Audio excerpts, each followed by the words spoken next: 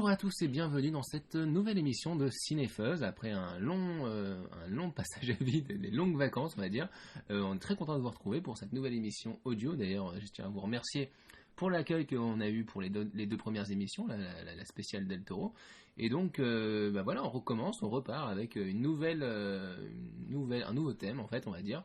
Déjà, on va peut-être dire bonjour à mes deux chroniqueurs.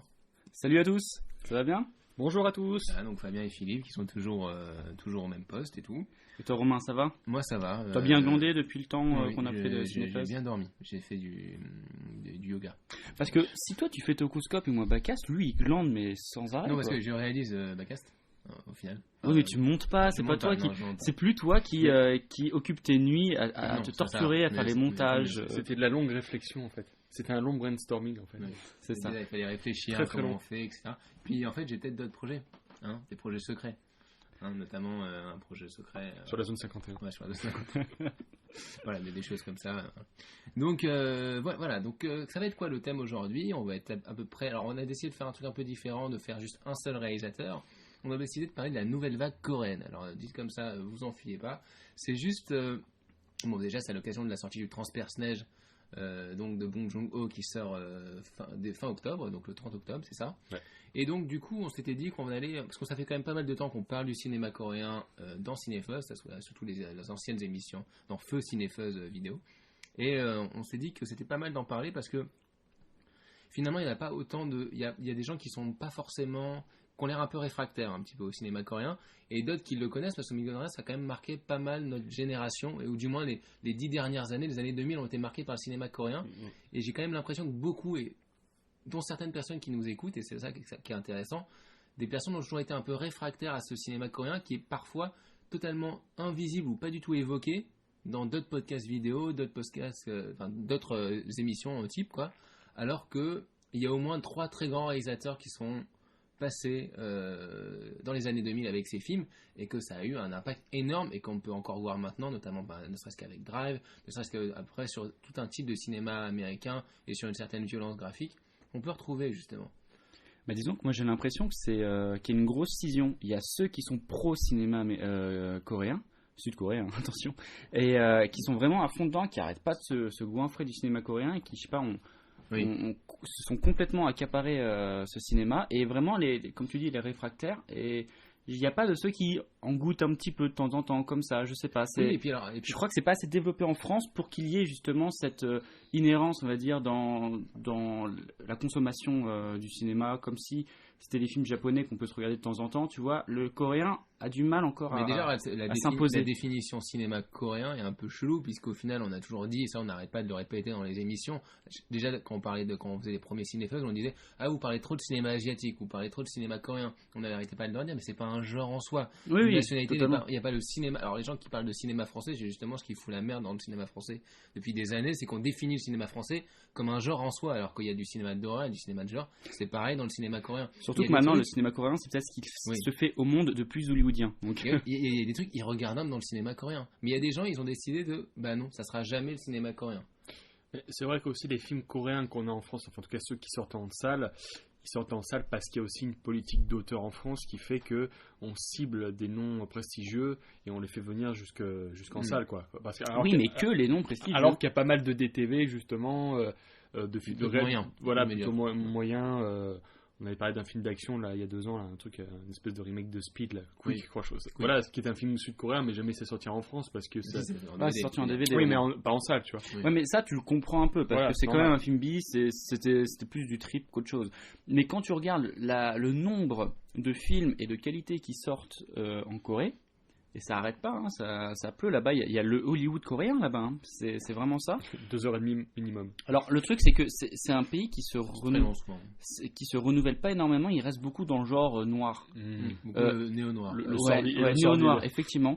Le sordide, le thriller, en fait. Ou alors la comédie potache. My Sassy Girl, qui est sortie par exemple en France il y a peut-être une dizaine d'années. Et ben voilà, ça c'était un exemple peut-être qui a propulsé à l'international le cinéma coréen comique, et du coup ils en ont fait un exemple et ils l'ont refait en boucle ce genre de film, pareil pour les films que Park Chan-wook a lancé avec cette trilogie. Juste pour expliquer un peu le principe du podcast là, qui va donc être spécifiquement branché sur le cinéma coréen. L'idée, c'est un petit peu de faire découvrir le cinéma coréen et l'intérêt de pas mal de grands réalisateurs coréens, de grands films, à des gens qui n'ont peut-être pas pu découvrir tous les films ou juste certains. Et évidemment, de pouvoir un peu débattre avec ceux qui connaissent un peu le cinéma coréen. Voilà, après, il y a mon chat qui vient d'agresser Philippe, mais c'est normal. Parce que Qui n'est pas un chat coréen. Ce n'est pas un chat coréen. Elle est française. Je voulais juste la caresser, mais. C'est pour ça qu'elle a un caractère de con. Et on t'a déjà dit que quand une chatte ne veut pas être caressée, il ne faut pas la caresser. Ah, moi, je force toujours. je sais, mais ça, on a des ennuis. Tu vois. Mais elle est tellement douce. Oui, je sais, c'est pour ça. Ok, où j'en étais. Donc voilà, donc le principe, avant de dire des conneries comme ça, oui, donc on va se concentrer sur 3 réalisateurs coréens, les 3 grands réalisateurs coréens, on va dire, les 3 qui ont pas mal marqué. On va revenir sur les autres ensuite, mais on va essayer de se centrer sur 3 grands réalisateurs. On va vous dire ensuite lesquels, et chacun va faire un des 3. Avant ça, je veux quand même vous poser la question: comment vous définiriez la nouvelle vague du cinéma coréen? Parce que c'est ce qu'on a appelé, c'est comme ça qu'on l'a appelé en France, on a appelé ça la nouvelle vague du cinéma coréen. Mais c'est comme ça qu'elle s'appelle en soi. Hein. Je ne sais pas s'il y a vraiment eu c'est le nouveau cinéma coréen, quelque chose oui, comme ça. Le nouveau cinéma coréen, ouais. En fait, c'est dès la comme fin. le nouvel Hollywood finalement. Oui, voilà, c'est ça. Mais là, c'est 20 ans plus tard. Oui, c'est fin des années 90 où il y a plein de nouveaux réalisateurs qui sont arrivés. Et ils ont tous commencé en 97-98 leur long métrage. Hein. C'est ça, ouais. C'est assez étonnant. Et c'est à partir de là qu'on a eu toute cette nouvelle vague. Ben moi, j'ai envie de te dire que je connais pas assez le cinéma d'avant coréen. Et je pense clairement que c'est le cinéma après Hollywood qui met les budgets. Alors je sais pas s'ils mettent vraiment les budgets, mais en tout cas à l'image ça se voit. Donc peut-être qu'ils payent pas beaucoup leurs acteurs. Avant au cinéma hollywoodien, ils sont quand même très très bas. Hein. Ils sont bien sûr, mais ils sont quand même plus hauts par exemple qu'en France. Qui ont une esthétique de genre extrêmement poussée et qui dans les années 90 c'était plutôt le cinéma chinois qui talonnait. Quand je dis talonner, ils étaient quand même très très loin derrière. Hongkongais, mais tu voulais dire plutôt, non? Hein? Hongkongais plutôt. Oui, chinois, hongkongais, autant pour moi. Non, ouais, tu as raison. Maintenant, on peut dire chinois, pardon. Non, hongkongais. Et en fait, le cinéma coréen a pris la place du cinéma hongkongais, principalement dans le genre. Et la comédie aussi. Ah, c'est marrant que tu dis ça parce que moi, je trouve que le cinéma sud-coréen a pris un peu la place du cinéma japonais pour moi. C'est marrant. Ah oui. C'est marrant que tu dis ça parce que je trouve que justement le prestige et la qualité qu'on a loué au cinéma japonais justement pendant les années 90 avec des mecs comme Kitano, ce genre de trucs, est maintenant pour moi offert au cinéma coréen. Plus dans le côté promotionnel, on va dire, alors que effectivement, comme tu disais, le film sud-coréen aujourd'hui est à la fois un film d'auteur et en même temps un divertissement mainstream. Mais écoute, je pense que tu as totalement raison. Non, mais vraiment. Mais je pense qu'il a un peu englouti les deux, en fait. Ouais. Tu as encore des auteurs comme Junito qui arrivent à sortir, toi, pour les hongkongais, mais pas énormément plus. C'est qu'une poignée. Tu as eu Soi Chang et encore, c'est vraiment... Il y avait une vidéo qui était marrante, je ne sais pas si tu l'avais trouvée, mais justement au moment du début de l'avènement des premiers films coréens qui ont cartonné à l'international, surtout dans les festivals de Cannes, Festival de Berlin, des choses comme ça. Il y avait Kitano qui parlait à la télé japonaise et la question était, il avait posé la question pourquoi le cinéma coréen a enterré le cinéma japonais. C'est-à-dire que même au Japon, il se posait la question et il disait que c'était super marrant. Je peux pas le montrer comme ça, mais c'est Kitano imitait un spectateur japonais qui découvrait un film coréen en disant ah mon dieu mais c'est nouveau, et tu vois avec la tête de Kitano qui fait oh mon dieu mais un truc nouveau, et il disait mais qu'est-ce que c'est, et il disait que c'était quoi le trouble qui faisait que le cinéma coréen était en train de les dépasser. C'est le proche voisin aussi. Mais d'ailleurs, en plus, il les dépasse aussi en termes de drama, où ils ont une production de drama ça explose. Ça explose. Maintenant, aujourd'hui, on parle plus du drama japonais, qui est quand même... le Japon, c'est la terre du drama, à la base. Maintenant, on parle des dramas coréens. Et là, vous pourrez voir, tout le monde est fan de tout ce qui est City Hunter et compagnie. Oui. C'est les dramas actuels qui cartonnent.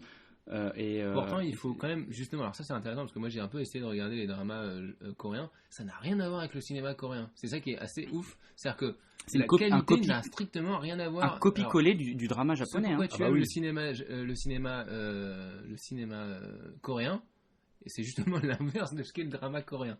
Et ça c'est assez intéressant de voir à quel point ils sont. Moi, comment je définirais un peu le cinéma coréen, je dirais que c'est. Effectivement, il y a un lien très fort avec le nouvel Hollywood, c'est-à-dire que c'est des nouveaux réalisateurs qui sont apparus, on sent qu'ils ont mangé du cinéma hollywoodien, du Spielberg, mais aussi du Friedkin, du De Palma, pas mal de De Palma aussi, de tous les grands réalisateurs du nouvel Hollywood, qui l'ont ingurgité, mais qui ont aussi utilisé toute l'inspiration qu'il y a eu du cinéma japonais dans les années 90 et hongkongais. et qui ont un peu mélangé les deux avec une espèce d'identité sud-coréenne, qui est une identité qui est quand même très spécifique, puisque c'est quand même l'histoire d'un pays coupé en deux, qui est très violent, etc. Et donc avec leur propre, on va dire, culture, quoi. Et ils ont rajouté tout ça, et ça a fait un mélange qui a fait un peu le cinéma coréen. L'autre truc aussi, c'est l'aspect très... Il y a un énorme effort fait, en tout cas dans les années 2000, sur la production coréenne. Je crois que les salles de cinéma doivent plus ou moins diffuser plus de 50% de films coréens. Oui, un quota. C'est que le quota est 1 milliard de fois plus fort qu'en France, par exemple. Bien sûr. Et d'ailleurs, il y a eu des grèves, etc. récemment, parce que le quota a été baissé par rapport aux États-Unis. Parce que les États-Unis, ils ont fait la gueule quand même, quand ils ont vu le cinéma coréen autant bouffer le cinéma américain. Bah, c'est surtout en Asie, je pense qu'il doit s'exporter énormément bien. Oui, je pense. Oui. Et puis là, ce qui est intéressant aussi, c'est le mélange des genres. Enfin, moi, c'est un truc qui me marque toujours dans le cinéma coréen. Et c'est ça qui m'a marqué quand j'ai vu les premiers films. C'était, t'avais l'impression d'aller voir un film pour voir un film policier, puis tu pouvais rentrer dans un truc qui était limite de l'horreur, avec parfois un peu de fantastique. Il pouvait avoir un côté comique que tu n'avais pas du tout vu voir venir. Enfin, tu restais pas dans le carcan du genre. Et finalement, du coup, ça explosait les codes et tu savais plus où tu allais dans le film. C'est-à-dire qu'à un moment, tu dis, je sais pas où le film y va. Tu te rappelles le film Blood Island, où c'est la fille qui vient de la ville, qui arrive à la campagne, tu dis que ça va être un truc un petit peu sympa. Récent, ça, c'est un des derniers, et en fait, tu te dis, mais mince, ça va être un petit film zen, comme les Japonais font souvent. Hein. Oui, ça se barre en survival. Et en fait, après, ça part à un truc redneck bizarre, et enfin en survival, et c'est vraiment alambiqué. Et c'est vraiment un film qui ça, c'est quelque prend chose des twists tout le temps. que à l'international commence à reprendre justement au coréen, c'est-à-dire ce côté un peu mélanger les genres, ne pas rester toujours sur la même chose. Il y a une autre chose aussi, c'est peut-être, bon, il y a un côté très violent, c'est-à-dire que les Coréens s'autorisent des trucs de violence. Alors la caricature, c'est des mecs avec des marteaux et des battes de baseball qui se foutent sur la gueule. Mais c'est vrai qu'à l'époque, quand tu vois ça la première fois dans Hellboy, t'es quand même étonné, quoi. Tu te dis mais parce que t'as pas l'habitude de voir des mecs se taper comme ça sur la gueule. Soit tu vois les trucs super chorégraphiés hongkongais, soit tu vois des trucs vachement violents, mais tu vois pas des trucs aussi brutaux en fait. Oui, et puis c'est pas du tout esthétique, on donne des coups c'est rageux, comme ça. quoi. C'est rageux, c'est sale. C'est rageux dans l'exécution, alors que justement la forme, elle est super travaillée. Ah oui, bien sûr. Tu vois, c'est ça, c'est d'autant plus choquant parce que limite tu as un formatage esthétique américain, le beau scope couleur et tout machin. Et tu vois ces espèces de déchaînements de violence. Oui, mais je veux dire, tu vas pas voir un mec quand tu regardes le début de Breathless, où c'est un personnage qui est juste animé par la rage de frapper. C'est un mec qui frappe un mec et une femme juste après, mais il n'y a pas de plan stylisé. Le coup, il est pas, on va dire, magnifié. Au contraire, c'est juste un plan classique, mais le mec, au lieu de dire bonjour, comment ça va, il frappe et c'est bizarre. Et tu vois, dans Memories of Murder, dès le début, quand le mec vient et il saute à pieds joints sur son coéquipier parce qu'il s'engueule, etc. Il y a un côté très gamin de 15 ans qui se foutrait des coups comme si c'était sans habituel savoir comment pour eux. se battre. C'est vrai qu'ils ne savent pas comment se battre. Ouais, tout le temps. Les mecs ne savent pas comment se battre, ils se foutent juste sur la gueule. Du coup, ça crée un truc vraiment bizarre. Il y a un truc qui est marrant dans le premier film de Kim Ji-woon, The Great Family, c'est qu'il y a le frère qui vient sauver la sœur qui est en train de se faire violer. Et en fait, il dit vas-y, viens, tu veux te battre. Et le mec, il est un peu en panique, le violeur justement. Et en fait, c'est le violeur quand même qui va rétamer le frère. Et c'est l'acteur principal qui joue dans The Host et Memories of Murder, le frère. Alors au niveau des noms, on va essayer de trouver. On retrouvera. Il y a un dernier point, et après on ira sur les réalisateurs. C'est effectivement ce que tu as dit, Fabien. C'est moi, le cinéma coréen, je le reconnais du premier coup d'œil. Je reconnais l'image du cinéma coréen, parce que ça soit une comédie pourrave une comédie toute pourrie que j'ai aucune envie de voir, ou que ça soit le film le plus prestigieux du monde, ça se passe dans le monde moderne ou dans le futur, il y a toujours le même style de visuel. C'est-à-dire que tu reconnais la lumière. La lumière est toujours aussi super soignée, il y a un côté presque chromé de l'écran. Une désaturation assez exagérée. Même dans les affiches d'ailleurs. Les affiches se ressemblent tous beaucoup aussi. Moi je suis allé une fois en Corée, mais j'ai même pas quitté l'aéroport parce que j'étais en transit, quoi. Et en fait, tu voyais déjà l'aspect, tu le vois à l'affiche, quoi. Qu'un film coréen, t'as un film coréen. Il y a un choix de lumière, il y a un choix esthétique qui me rappelle un peu justement le cinéma japonais d'une certaine époque, qui avait aussi pareil ce choix esthétique très très fort, qui fait que tu les reconnaissais parmi tant d'autres, quoi. Tu sais que là, c'est coréen. Alors j'ai demandé à un ami qui est parti à Séoul là récemment, comment c'est, est-ce qu'il fait bon vivre là-bas, Parce que entre le drama qui te montre que des paillettes et les films qui souvent sont extrêmement... t'as pas envie de te balader dans les rues, t'as l'impression que tu vas te faire harceler par un mec qui va te taper au marteau. Et en fait, il m'a dit que c'était limite plus sécurisant que Tokyo. Que là-bas, tout est propre, tout est nickel et tout ça. Et j'ai vraiment du coup l'impression que le cinéma coréen, les polars là qui font le nerf de l'exportation coréenne, n'est pas du tout identifiable à leur culture. J'ai l'impression que c'est peut-être pas forcément... Après, alors là, c'est un truc... c'est un truc... c'est un petit hors-sujet, mais c'est un peu pareil. En ce moment, les 2 grosses séries qui sont distribuées hors de la France, c'est Braco et Engrenage. Ok. Ah bah, bravo. Ah bah, excuse-moi. Romain, on devait pas faire... Oui, excuse-moi. C'est bon, désolé. C'est lui le premier qui nous engueule. Hein. Alors surtout... Oui, c'est ça. Mais c'est peut-être un défouloir aussi, ce type de film. Oui, alors du coup, on peut pas les prendre en partie comme des œuvres sociales. Alors que pourtant, oui, voilà. Alors que pourtant, c'est souvent des femmes qui sont battues, des choses comme ça. Mais les personnages, ils sont toujours à dire Shibarama, c'est des trucs à toujours exagérer le ton un peu comme les Yakuza dans les films des années 90 japonais. Voilà, ils faisaient des raclements de gorge. Et bah là, c'est des mecs qui parlent mal, qui font des petits bruits de bouche tout le temps. T'as l'impression qu'ils viennent des cités. Et c'est souvent ça en fait dans les films polars. Ils mangent en raviolis, ils en foutent de partout. Exactement. Non, ça, mais... qu'est-ce qu'ils bouffent mal par contre. Ah ouais, il arrête pas. Dans Old Boy, putain. Oui. Mais c'est ça aussi qui marchait. Moi, je me rappelle que. Alors, oui, c'est aussi peut-être pour ça c'était aussi nouveau. Il y a des gens peut-être un peu plus vieux. Ben, quand je dis plus vieux, je dis pas qu'ils sont au seuil de la mort. Hein. C'est juste des mecs un tout petit peu plus vieux qui n'étaient pas encore adolescents, du moins, quand ou jeune adulte, enfin, tu vois. Quand le cinéma coréen a commencé à marcher dans les années 2000, on était peut-être moins marqués que nous, parce qu'il y avait un truc qui était très fort et que je pouvais même rapprocher un peu de Tarantino, surtout à l'époque de Kill Bill, qui était un côté rageux, un côté explosif, qui correspond bien à quand tu es adolescent en fait, où tu aimes ce genre de truc. C'est-à-dire que j'ai jamais cherché autant de films pervers, violents, noirs, sombres, nihilistes que quand j'étais ado. Quoi. Bien sûr. Et du coup, ça marchait très très bien. Le cinéma coréen me correspondait parfaitement là-dedans. C'est un problème de croissance. Ça. Non, mais c'est vrai que. Disons qu'au bout d'un moment, All Boy, quand on voit ça, c'est un graal. 16-17 ah bah ans, oui, c'est un truc, c'est comme voir Fight Club, c'est un truc qui te parle. C'est ça. Alors exactement. que quand peut-être t'as 40 ans et t'as peut-être plus de trucs, tu dis c'est quoi toute cette rage, quoi, alors que ça te parle quand t'es adolescent. C'est pour ça que ça a dû me marquer quand même quelque chose. Mais à l'époque d'All Boy, je pense qu'on n'était pas encore dans cette caricature. Tu sais, des mecs qui parlent mal tout le temps, façon citée, etc. C'était plutôt encore assez clean. Hein. Non, All Boy, c'était un phénomène en soi, quoi. Ce qui suffisait à lui-même. Bon, de toute façon, on va revenir. Bah, justement, on va parler de Park Chan-wook. Alors, on va parler de les trois rédacteurs. Ça sera Park Chan-wook, Kim Ji-woon et Bong Joon-ho. Le triangle. Voilà, le triangle un peu. Alors, ne râlez pas si on vous parle pas de Kim Ki-duk, on vous en parlera peut-être un peu, on l'évoquera. L'idée, alors je répète, pour les gens qui ne connaissent pas trop le cinéma coréen, l'idée c'est d'être assez didactique. Donc, on va essayer. On s'excuse si parfois on dit plein de mots que vous ne comprenez pas, même nous on galère au niveau des noms, etc. Ils ont 3 mots dans leur nom. N'hésitez pas à nous dire d'ailleurs dans les commentaires, etc. Et les appeler par des couleurs. Et on pourra vous faire. Par chez nous, que ce sera le réalisateur. C'est bleu. C'est bleu. C'est bleu. Monsieur bleu. Bleu a fait.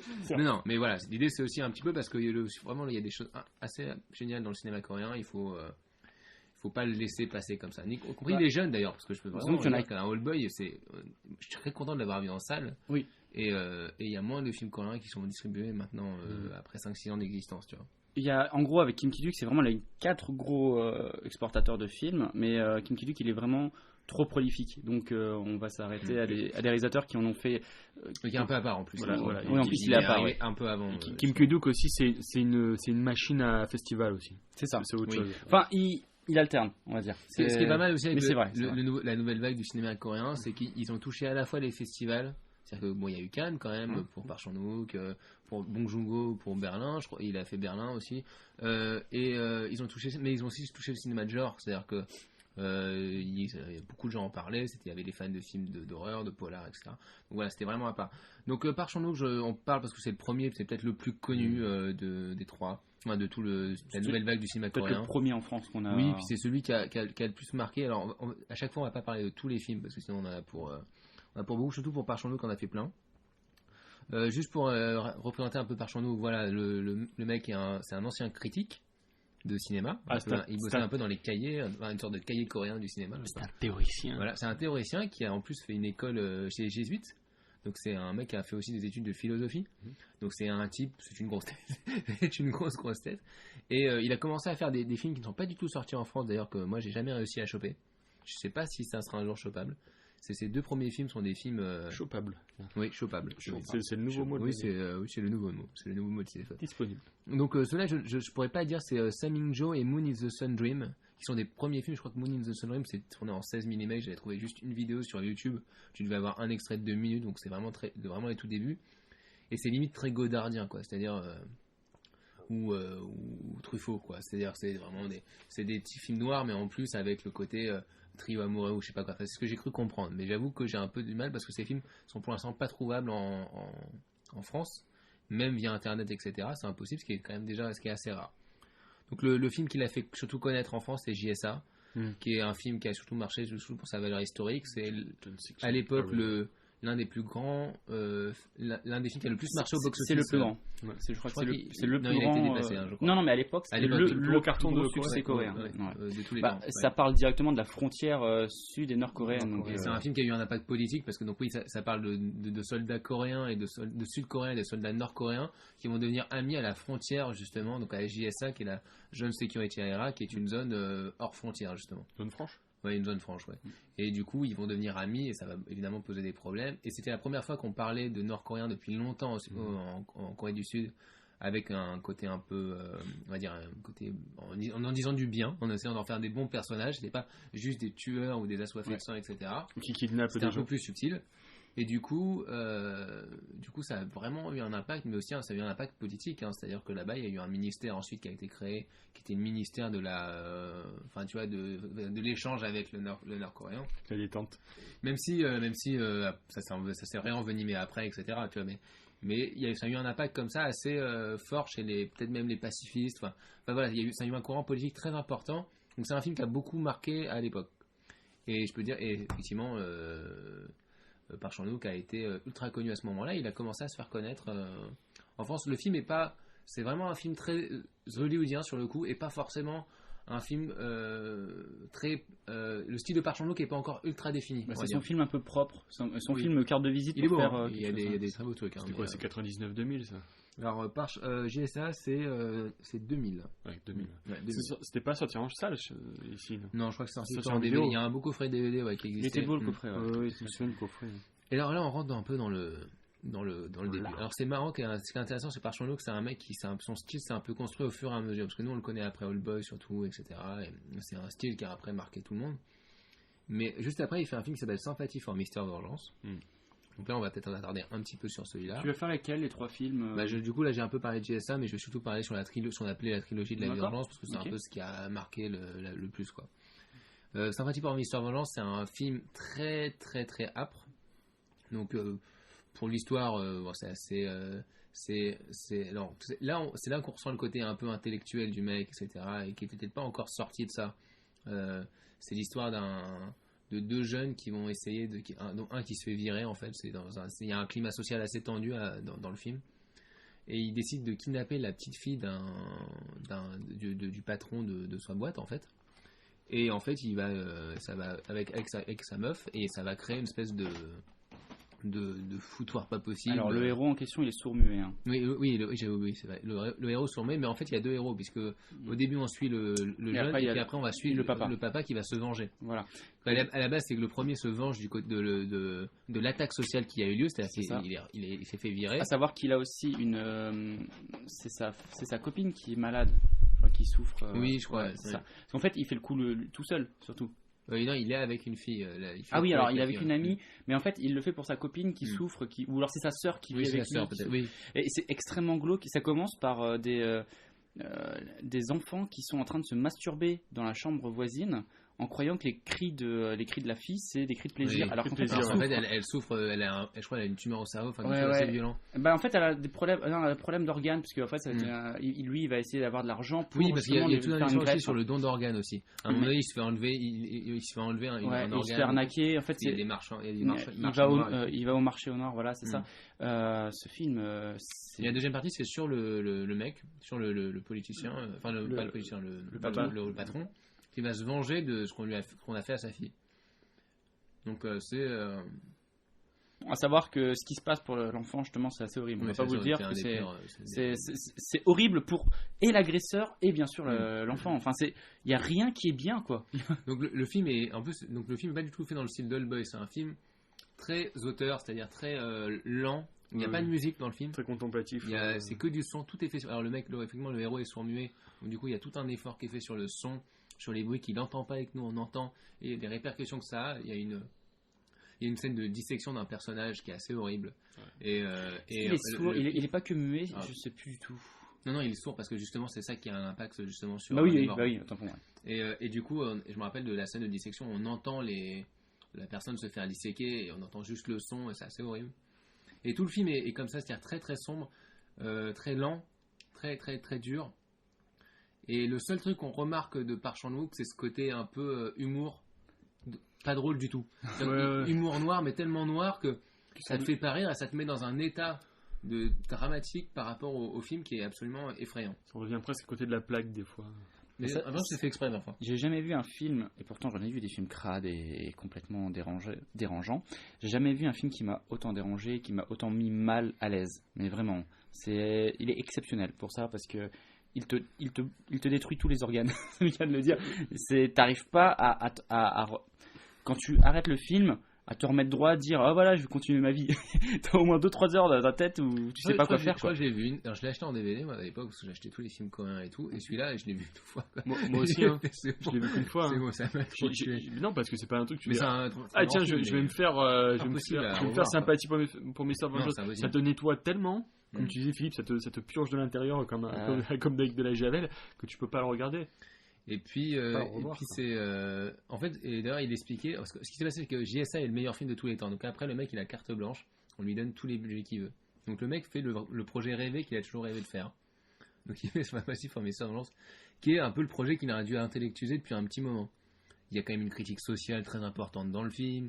Il y a un rapport avec la violence, il y a cet humour noir. C'est comme tu as dit, les mecs qui se masturbent au début en pensant que c'est des cris de jouissance. Ça définit le principe de l'humour de Park Chan-wook. Exactement ça. C'est-à-dire, c'est pas drôle.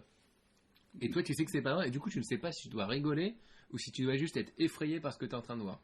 Ça, c'est vraiment ça. Et lui-même, le film a été un échec, mais catastrophique en Corée. Tu m'étonnes. Il a reçu des lettres d'insultes, il s'est fait attaquer. Et lui-même avait dit, je voulais faire un film qui était désagréable en fait. Et il y a une anecdote là-dessus justement où il parle de ça et il dit, il avait reçu une lettre d'un mec qui avait emmené voir ça. Il sortait avec une fille, il avait fait emmener voir ce film parce qu'ils avaient vu JSA et qu'ils avaient bien aimé et qu'ils pensaient passer un bon moment avec un blockbuster. Et il a dit, on est sorti de la salle, on s'est juste dit au revoir. Je crois qu'il a dit, on s'est peut-être même pas fait la bise et on est parti chacun de notre côté. Et en gros, ils lui en voulaient pour ça quoi. Donc c'est un film qui a été fait pour être désagréable quoi, tu vois, c'est un film qui est fait pour casser, ce qui est déjà très bizarre d'ailleurs. C'est un peu dur pour un public de sortir d'un film où il y a une espèce d'humanisme comme JSA et là prendre le contre-pied total, c'est-à-dire un truc complètement sordide où tu vois que l'humanité c'est de la merde et tu dis j'ai envie de rien quoi. Tu sors, il n'y a pas d'espoir en fait. Alors que dans JSA, il y a quand même un certain niveau d'espoir. Quoi. Ouais, ça termine mal. Ça termine mal, mais il y a quand même la base de l'histoire est assez. Lyrisme, en fait. Là, il y a un lyrisme. Là, c'est tiens, bouffe ça dans ta tête. Quoi. Donc ça a été vraiment un échec. Hein. Et celui-là est quand même sorti. En salle, c'est sorti chez nous. Ouais. Mais il est sorti en salle en France. Ouais, sorti en salle. Et c'est là où on a commencé à parler du nouveau cinéma coréen. Mais là, c'était pas le film l'a mis mal. Enfin, même au niveau des producteurs et tout, il y avait un souci. Et c'est là qu'apparaît Oldboy. Et c'est vrai qu'Oldboy, on n'a peut-être pas autant de dire parce que c'est vrai que ça a été un énorme choc, etc. pour nous. Mais Oldboy est un film qui a été fait plus ou moins en contrepartie de ce qui a été fait pour Sympathy for Mr. Vengeance. C'est-à-dire, ok, j'ai été trop loin, il faut que je trouve un moyen pour parler de cette violence et pour dire ce que j'ai envie de dire sur mon humour très burlesque, grotesque, mais en même temps absolument dégueulasse, mais que ça soit accessible aux gens. Que les gens sortent pas en se disant, parce que la première règle d'un réalisateur, c'est quand même que les spectateurs sortent pas en étant effrayés. Il faut qu'il y ait un plaisir minimum, tu vois. C'est ça qui est bien avec cette trilogie, c'est qu'il raconte la même chose en fait, chaque fois, mais de différentes manière. manières. Et du coup, vas-y. Ça réconcilie le spectateur avec une notion de plaisir, on va dire, que tu n'as pas du tout dans Sympathie, quoi. Mais je crois que c'était vraiment fait en. Oui, parce que Sympathie, t'as aucun style. Voilà. Non, il n'y a pas de style. Et tu Enfin, t'attaches c'est- à aucun personnage. ça. Mais le film est voulu pour être désagréable. Le film Ouais. est Ouais, censé c'est te ça. tuer, quoi. D'où, Enfin, d'où la base manga de Oldboy qui va servir à l'adaptation. à véhiculer C'est autre chose. l'adaptation en d'un fait. manga japonais, All Boy, mais retravaillé. C'est-à-dire que la fin est Parce pas qu'un la manga même. n'est jamais autrement que japonais. Ça aurait pu être un Manhwa. Ouais, c'était coréen. Voilà, après cette belle définition. Du coup, C'est l'expert. il est- ouais, c'est ça. Mais oui, ce qu'il a fait en fait, l'idée qu'il a eue finalement, c'est de toujours montrer cette violence, cet humour très bizarre, mais de le poétiser, on va dire, d'essayer de le rendre un peu poétique. C'est-à-dire que c'est violent, mais c'est un peu comme du Baudelaire, quoi. C'est violent, mais mais il y a des rimes, quoi. C'est un peu ça, quoi. Mais donc- C'est structuré, c'est virtuose. Oui, oui, c'est ça. Tu vois. C'est poétique, mais c'est pas encore ce qui va être ton prochain Autant. film, la poésie même. Oui. Il mélange la super violence avec la poésie en stylisant le tout, quoi. Parce que c'est son film le plus stylisé, ce All Ah, Boy. mais il avait dit d'ailleurs que, à l'inverse justement de Sympathie formée sans violence, il voulait que chaque séquence soit en soi une idée de mise en scène, Voilà. soit la meilleure séquence. Donc dès que quand tu vois le film, tu te dis ça c'est la meilleure séquence. Et après tu revois une scène, tu dis, ah non ça c'est la meilleure séquence. Ah non ça c'est la meilleure séquence. Et le pire c'est que c'est même pas dans les mêmes styles. C'est-à-dire que parfois tu dis ça c'est la meilleure séquence d'un film d'auteur avec une caméra très bloquée à la à la Coris Maki. Et puis à un moment tu dis ah non ça c'est du De Palma. Et à un moment tu dis ah non mais ça c'est du Léon. Et en fait tu sais plus où t'es quoi. C'est ça qui est Comme le personnage, ouais, Ouais. c'est vrai. J'imagine les écoles coréennes qui doivent le passer n'importe quelle séquence en boucle, tu sais, pour les analyses, etc., dans les écoles de cinéma. Alors c'est un film qui a marqué vraiment beaucoup de gens. Alors, est-ce qu'on va le représenter? Je sais pas si on va représenter le film. Je pense que tout le monde a entendu parler d'All Boy. Voilà, enfin, pour l'histoire. c'est le nouveau film de Spike Lee. Oui, alors en plus il y a un remake Oui, c'est qui vrai. va sortir en plus bientôt. Hein. Qui sort dans un mois ou deux et justement ils ont mis du temps à faire le remake. Hein. Ouais, je vous D'ailleurs. assure, ça va être nul. Hein. Mais ça, on verra, mais ils ont mis tellement de temps à faire le remake et je pense que c'est parce qu'ils savaient pas comment l'aborder. Je pense qu'ils étaient tellement bloqués avec celui-là. Ça doit être une des rares fois où les Américains se disent, je sais pas, c'est vraiment casse-gueule. C'est-à-dire que on va le faire, mais on va le faire à reculons, en se protégeant le plus possible parce que je crois qu'ils y croient même pas eux-mêmes. T'as vu le cinéma américain, comment il est épuré maintenant? Tu mets une goutte de sang, c'est interdit aux moins de 16 ans. Donc faire un remake de All Boy, c'est juste pas crédible. Alors, bon, on va pas spoiler, mais c'est vrai que difficile de parler d'All Boy sans parler de la fin. Bon, là, je pense que la plupart des gens Non, l'ont vu, mais pour ceux qui l'ont pas spoil vu, pas. il faut absolument voir All Boy. C'est un film absolument incroyable. On va pas spoiler. Bon, après, maintenant, peut-être que vous serez moins étonné à l'époque, parce qu'à l'époque, on n'avait pratiquement jamais vu ça. Maintenant, si vous avez vu d'autres films coréens ou même d'autres films américains qui ont un peu recopié le style, vous allez Pomper le. oui, qui ont vraiment pompé à peu près plein de parties latines, vous n'allez pas trouver ça absolument passionnant. Enfin, vous allez peut-être être moins marqué, mais c'est vrai qu'à l'époque, le film est sorti dans 10 salles à Paris, je crois. C'était pas énorme. Mais il avait eu le prix du public. Et Tarantino, il l'avait vu 2 fois le film. C'était à l'époque où Tarantino était président du jury Il à avait Cannes. donné à Bowling for Columbine. Oui, mais c'était. Fahrenheit. Alors, on sait Oui, que maintenant, Fahrenheit, on sait oui. qu'apparemment, en fait, il a Lui pas voté. Lui voulait pour le donner à Bowling for celui-là. Columbine. Il a mis. Non, c'était Fahrenheit 9/11. Oui, mais pour Fahrenheit, il a dit je vote pas. Ouais, mais Et dans ce cas-là, je vote pas. Parce qu'il a été il réglo. était pas contre, mais il était déçu que ce soit pas All Non, Boy, il a quoi. été réglo en fait, parce que effectivement, c'est Weinstein qui produisait. Il a dit moi, dans ce cas-là, si vous votez pour ça, moi je. Mais il a protégé, c'est-à-dire ça a été révélé quelques années après, qu'il a été accusé D'avoir un peu joué le jeu pour les Weinstein, alors qu'apparemment, ouais, son grand film, c'était. All Boy, c'est un peu la Palme d'Or qui aurait dû être la Palme d'Or, mais qui l'a pas été pour des raisons politiques par rapport aux événements de l'époque. C'est un peu triste parce que. Ça a été un phénomène entre la projection cannoise, la sortie en salle qui était en septembre-octobre 2004 et la sortie DVD. Ça a été une espèce de phénomène comme ça sur le long terme qui a duré presque un an. Je me souviens du DVD qui s'avait fait chez Wildside. Oui. Je crois que j'avais dû tout regarder, quoi, tellement c'était Et puis, alors c'est ça que j'allais dire, c'est. Même l'édition Blu-ray qui est. Oui, qui reprend les Pour mêmes moi, c'était principes, aussi ouais. que ça commençait vraiment, c'était l'avènement de Wildside et One Bunch. Ouais, c'est ça. C'est-à-dire que c'est là où ces boîtes-là ont commencé à exploser. All Boy, je pense qu'il y a par de nous qui peuvent le remercier, mais des milliards de fois parce qu'ils l'ont. C'est un peu comme Windy Greft aussi hein, maintenant un peu, c'est-à-dire que les mecs ils le chapeautaient, genre putain mon dieu quoi, on a. Lui, on le garde.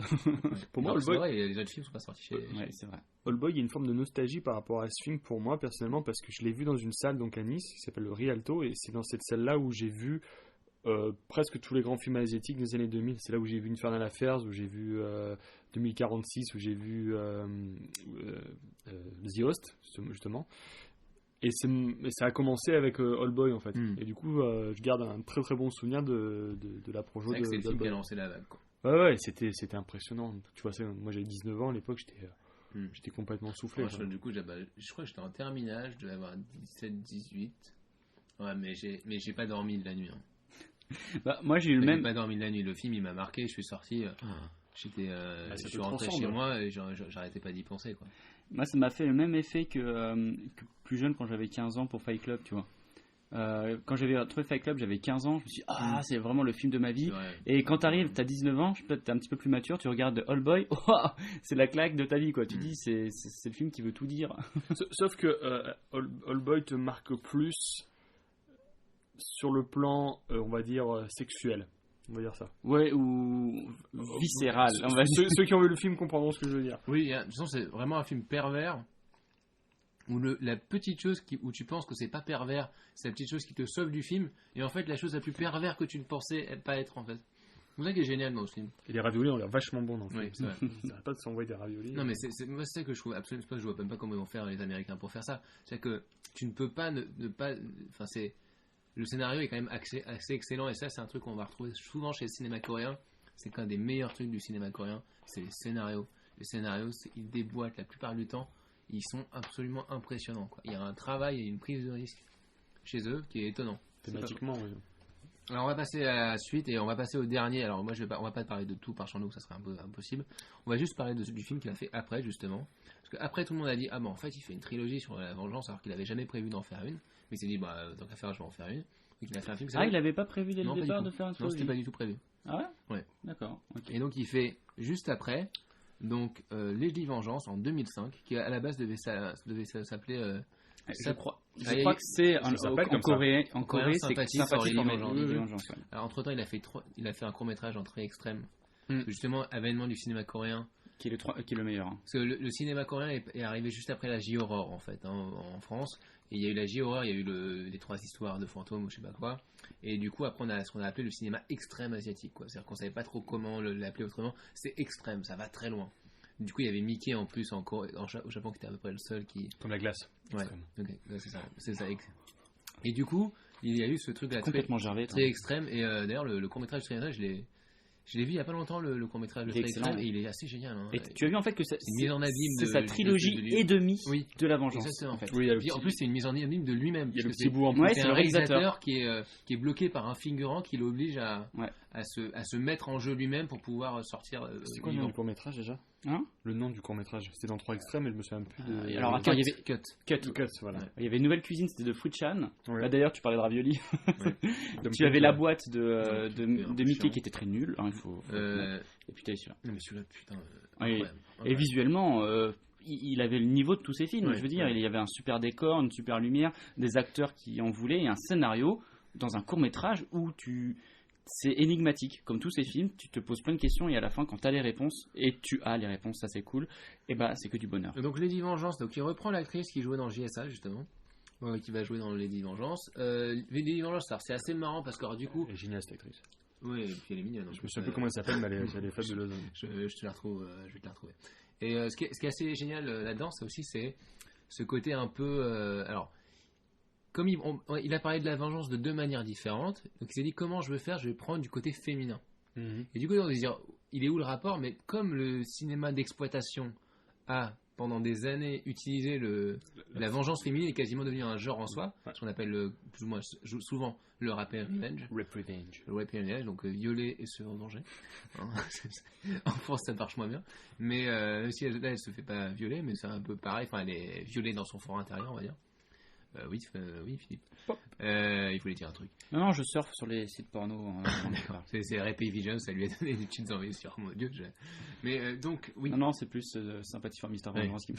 Mais oui, c'est ça. Ouais, je truc suis très glauque. pervers. Lady Vengeance, c'est. En plus, c'est un film qui est venu juste après Kill Bill, hein, donc on était un peu dans cette aura de retour des films de vengeance féminin, etc. Donc là, on va suivre une femme qui a été plus ou moins accusée d'avoir, qui a kidnappé d'ailleurs une fille, je sais plus, elle est accusée de kidnapping, etc. Avec un mec. Et non, des petites filles d'ailleurs. C'est un truc glauque de meurtre d'enfants. Elle a tout pris pour elle pour un homme. Oui. Et elle se retrouve enfermée dans une prison de femmes. Alors là, on est dans le passage. Un peu comme la femme scorpion. C'est ça. Oui. Ça ressemble beaucoup. Où elle encaisse un crime par amour, en fait. Là, c'est vraiment le cinéma coréen qui elle rend la monnaie. C'est vraiment le cinéma coréen qui rebouffe tout le sous-genre qui était le cinéma japonais de vengeance féminin, quoi. Là, il y a vraiment une cannibalisation de. Mais on n'est pas du tout dans le même, enfin, on est dans le même genre, mais c'est pas du tout la même chose. En fait. Ce qui est génial, donc, après, elle sort de prison et du coup, elle décide de se venger et de retrouver sa fille aussi parce que du coup, elle a perdu sa fille parce qu'elle était aussi maman, quoi. Donc il y a tout un truc sur la maternité qui n'est pas dans les autres films. Et c'est le truc important, c'est quand même la maternité qui est le lien fort qui le change des deux autres films. Alors, on pourrait dire que la paternité était dans Oldboy, mais d'une manière beaucoup plus différente. Mais voilà. Et du coup, ce qui est intéressant avec ce film, c'est aussi il confirme son style. C'est là, il a dit d'ailleurs, il dit après Oldboy, j'ai compris, et c'est là dans Les Diligence où j'ai dit, ok, c'est ça mon style. Mélange de poésie, de sordide. Voilà. Je mets la violence, mais il faut pas que je perde le public. Donc il a continué dans cette voie, et là il est parti dans le baroque, quoi. Là c'est vrai, c'est-à-dire que là. Totalement. Et depuis il fait que ça. D'ailleurs, depuis il est toujours sur la même ligne de conduite. Et c'est un scénario sur le coup qui est d'apparence beaucoup plus léger que les deux autres, parce qu'en fait c'est pas visuellement très très glauque. À savoir que il y a même un tueur d'enfants. Oui, non, mais visuellement, je parle, visuellement, j'entends. Ce tueur d'enfants, par exemple, il y a sa meuf il y a une séquence, il y a sa meuf qui le fait à bouffer, et il se lève, il mange, il se lève, et puis il la viole, comme ça, à table, sur table. Enfin, c'est voilà. Donc, c'est juste visuellement. Elle viole pas, elle est d'accord. Non, rappelle-toi. Elle fait rien. Elle fait rien, oui, voilà, parce qu'elle a pas le choix. Sinon elle est échymosée. Il l'attrape. Il l'attrape, oui. Il l'attrape. Il l'honore. Alors, à la mode sociale. Non, mais clairement. C'est à la hussarde, ce qu'on appelle à la hussarde. Vous voyez quelque chose d'horrible, mais avec une imagerie plus blanche. Faussement pure, en fait. Ouais, faussement pure. Et d'ailleurs, il va jouer là-dessus, sur la pureté des actions et du coup des personnages. Et à la fin, vous allez avoir l'aboutissement d'une vengeance qui est exceptionnellement jouissive. Je sais pas, moi, toute mon adolescence, je me disais, mais pourquoi on fait pas ça à ces enfoirés, quoi. Et je rêvais de voir ça. Et quand j'ai vu ça, je sais pas, il y a eu un déclic dans ma tête, j'ai dit, c'est bon, c'est fait, je suis content. C'est une catharsis.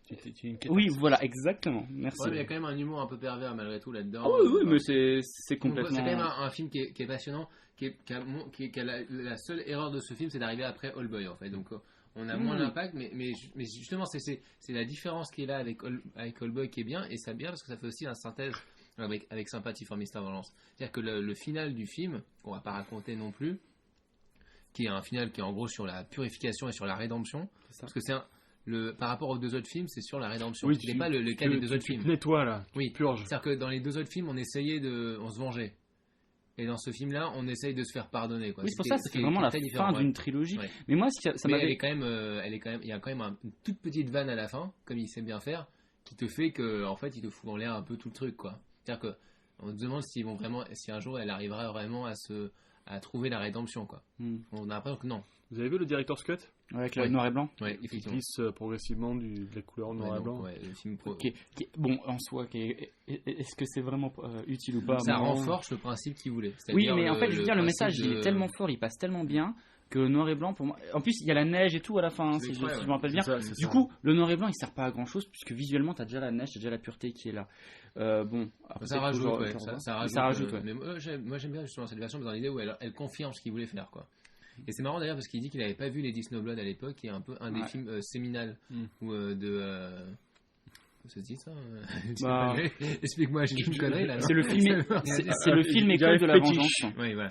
Disons que c'est le film qui a inspiré Kill Bill. Non, c'est Kill Bill est un remake de ce film. Enfin, c'est même partie non. Kill Bill volume 1, pas le 2. Oui, Kill Bill volume 1 non, Kill Bill le tout est un remake de Lady Vengeance. Surtout il a repris la musique de Meiko Keiji, je dis pas de bêtises, qui est l'actrice et la chanteuse de Lady Snowblood, celle qui change le thème principal, et c'est le thème principal qu'on retrouve dans le Kill Bill volume 1, et il y a à la fin avec le combat dans le petit jardin japonais. Avec les deux, et là, alors là, Lucy Liu ressemble totalement au personnage de Lady Snowblood, et après Meiko Keiji a aussi un autre thème qui est repris, mais c'est un autre film dans le Kill Bill Volume 2. Et juste pour dire, donc ça, les Dix Novels, c'est juste des chefs-d'œuvre du cinéma japonais. C'est une femme qui se venge, samouraï, etc. Et qui est avant tout un manga merveilleux, écrit par Kazuo Mori. Non, Koike. Koike, oh purée. On avait dit qu'on ne pouvait pas les assommer avec des noms, mais on repart sur. Bon, celui qui a fait Crying Freeman. En tout cas, les Disney Blood, c'est assez marrant parce que Park Chan-wook disait que justement il n'avait pas vu les Disney Blood et qu'il l'a vu pendant la fin. Ça a dû le perturber, hein. Il en parlait avant l'interview en plus. Il dit, vous avez vu les Disney Blood? Et le mec dit oui. Il dit, mon Dieu. Il dit, tout le monde va m'accuser d'avoir copié ce film, c'est impossible. Il est tellement ouf. En plus, il l'a dit. Parce que les gens lui parlaient surtout de Kill Bill et il disait mais moi je viens de voir les Disney Blood et c'est un truc de fou. Et donc même lui a avoué, j'avais vu ça sur dans Mad Movies, qui avait cette interview qui était intéressant du coup. Ce qui m'avait un petit peu déçu à l'époque, c'était la réception du film, qui était beaucoup plus médiocre. C'était resté. Moi, je me c'est un petit film, quoi. Après Oldboy, c'est un petit film. Alors, c'était même pas passé dans cette salle où j'ai parlé tout à l'heure. Le film, il a dû rester une semaine à l'affiche, je crois. Et moi, j'ai galéré. En fait, j'avais pris dégoûté. Feu, la salle de Place d'Italie, tu sais, ouais. qui était un complexe. Bon, j'avais vu, et c'était dans la petite salle, et c'était la petite salle pourrie, tu sais, où t'entendais le projecteur. Oui, j'avais vu le film Wuji là-bas. Ah ouais? Le film japonais tout naze. Chier des larmes, chinois. Ouais, qui était tout pourri. Et en fait, alors que le scénario, il est extrêmement déjà nouveau pour Park Chan-wook parce qu'il alterne entre les séquences de prison et des séquences. Les prisons, finalement, c'est du flashback. Et du coup, c'est nouveau pour lui. C'est pas avec la cuisine aussi dans le film. La pâtisserie. C'est vrai, totalement. On se venge, mais on fait des gâteaux. Ouais, c'est ça. Oui, alors, et puis il y a des scènes très très glauques dans le. Parce que. Dans la scène des trucs de prison, il y a vraiment des trucs horribles quand il y a du bizutage entre femmes, une espèce de viol entre femmes, c'est absolument ignoble. Non mais c'est pareil, il y a du jubil dans ce film. Et ce n'est pas séminal. Non, c'est plutôt l'inverse. Ouais. Parce que tu vois qu'en fait le personnage de la femme, le personnage principal, il est extrêmement intéressant, intelligent, sournois et tout. Il est complet, il est vraiment très fort. Et en fait, c'est un personnage qui, contrairement aux deux autres personnages principaux de ces deux précédents films, contrôle tout. Oui, elle ne subit pas l'intrigue en fait. Parce qu'elle a subi avant en fait. Voilà. Donc du coup, alors que dans Oldboy, il subit quand même l'intrigue une bonne partie du film. Et même si tu crois que le mec il est dans l'action, il subit toujours le truc. Disons que là, on est directement dans la vengeance. C'est ça commence. Et c'est pour ça qu'on a une rédemption à la fin. C'est que avant il y a l'introduction et la vengeance à chaque fois, et là c'est la vengeance et la rédemption. Vraiment, la trilogie est vraiment, il faut la voir si vous n'avez pas vu la trilogie. Moi je conseillerais quand même aux gens de se taper Oldboy en premier parce que c'est quand même le film de présentateur. Il faut pas le prendre dans l'ordre, hein, c'est vraiment ça. Oldboy, Lady Vengeance. Non, Oldboy, Sympathy for Mr. Vengeance à la limite, et Lady Vengeance. Moi c'est ce que j'ai fait. Ouais, moi aussi. Pareil. Ouais. Ouais. Parce que finalement il faut mieux prendre faut passer un milieu difficile pour avoir les Exactement. Mais voilà, en tout cas, après, bon, on va peut-être pas revenir sur toute la carrière de Park Chan-wook, c'était les trois, pour moi, importants. Après, il a continué sur ce même style, il a fait des choses très intéressantes. Moi, j'aime plutôt bien Surf, même si j'ai eu un peu de mal. J'aime beaucoup aussi. I'm a Silver Multisoke est plutôt cool. C'est rude à regarder. Faut que je le revoie, je l'ai vu quelques fois. Mais c'est bien, hein, c'est juste bizarre. Petit aparté sur First, vu que je l'ai plus en mémoire là. C'était une adaptation d'Émile Zola en fait, de Thérèse Raquin. Ouais. Alors il reste peu de choses, mais il reste surtout cette fameuse scène où ils sont dans une barque où ils balancent le mec dans l'eau et tout ça. Et je pense que ça doit être son film peut-être le plus littéraire, Thirst, parce que comme tu disais tout à l'heure, il a eu une éducation jésuite et ça revient vraiment dans le film. Par rapport aux principes religieux qu'il aborde, alterné avec la mythologie du vampire. Et je crois que c'est peut-être le dernier film coréen qui m'a impressionné à fond sur le plan technique en fait. C'est aussi hallucinant. C'est aussi le film le plus. C'est son dernier film coréen. Ouais. On reviendra peut-être après sur le futur du cinéma coréen. On reviendra sur Stalker, mais c'est ça aussi. C'est aussi. Et je crois qu'en plus il voulait plus faire du cinéma coréen. Après, on ne sait pas s'il va revenir au cinéma coréen. Lui-même dit parce qu'après il a essayé de faire un film sur la dictature coréenne qui a existé et ça a pas, il s'est fait censurer, il n'a pas pu faire le film. C'est-à-dire que ça il commence à avoir des censures en Corée et là ça lui a foutu dans la merde et il est parti et son grand projet c'est un remake du Couperet de Costa Gavras. Oui, c'est vrai. Et pour l'instant on ne sait pas s'il le fera en Corée ou à l'international. Donc The Surf c'est peut-être son film le plus baroque finalement et c'est peut-être la fin d'une vraie ère. Ouais, c'est la fin de son ère. Puis c'est le film où il va le plus loin. Un deuxième se heure. rappeler du plan. À un moment, il y a des baleines qu'on voit au loin. Il y a la caméra, elle passe devant des baleines, et tu retournes vers ça. C'est un truc de fou. C'est un délire. Et à un moment, tu te dis, il va trop loin. Et là, tu te dis, et d'ailleurs, c'est intéressant parce que Stoker, il se calme. Il y a un qui part un peu plus. Ouais. Je me souviens dans First, il y avait cette scène incroyable où le vampire sautait de toit en toit. Et en fait, on avait la caméra en vision subjective qui passait de toit en toit. Mais c'est pareil, un Surf, tu passes d'un genre à l'autre, tu sais même pas vers où tu vas. Ah oui, le délire dans la chambre. La chambre. Après, dans le huis clos dans l'appartement, c'est n'importe quoi. C'est un film de vampire, c'est un film de super-héros, c'est un film sur un curé qui devient. C'est un film de maladie, le début est absolument dégueulasse. C'est un film à la Cronenberg. Enfin, chaque scène, chaque séquence, tu changes de genre, c'est toujours assez bizarre. Moi, ce film-là, ça fait partie de ces films qui laisse beaucoup de discussions de pour et de contre, mais c'est comme Splice, tu vois. Ça fait partie de ces films qui sont un petit peu dérangeants. Splice, donc Vince et Nathalie, c'est un film qui est sorti il n'y a pas très longtemps. Ouais, c'est ça, mais c'est des films qui de monstres. Qui ont des couilles, pardonnez-moi l'expression, qui en ont pas mal, mais par contre qui n'ont pas encore d'identité trop prononcée pour choquer une génération, tu vois. Parce que Thirst, disons qu'il aurait eu un petit peu plus de charme, il aurait quelque chose de plus fort. Il aurait pu être, je sais pas, à l'entretien avec un vampire, il aurait pu être quelque chose de très fort, quoi. Et c'est un film où on sent les limites d'aller dans tous les genres, quoi. C'est ça, mais voilà. À un moment donné, tu te dis, mais choisis un putain de genre, j'en peux plus. Je sais pas. C'est peut-être le seul truc, mais c'est quand même un film très impressionnant. Limite Surf, c'est un truc qu'aurait pu faire Scorsese par moment. Non. Si, dans le rapport à la religion, la première, c'est un truc qu'il aurait. Oui, mais c'est un de ses films les plus perso, hein, mine de rien. Il arrive sur un certain truc là-dessus. Mais effectivement. C'est pour ça il est touchant ce film, en fait. Ouais. Mais il va loin. Il va peut-être un peu trop loin. Et là, justement, là je pense que. La famille encore. Par rapport à Les Vengeances et tout, tu vois, je trouve que là, le scénario, il commence à être un peu bordélique. Ouais, totalement. Et là, c'est. Pardon.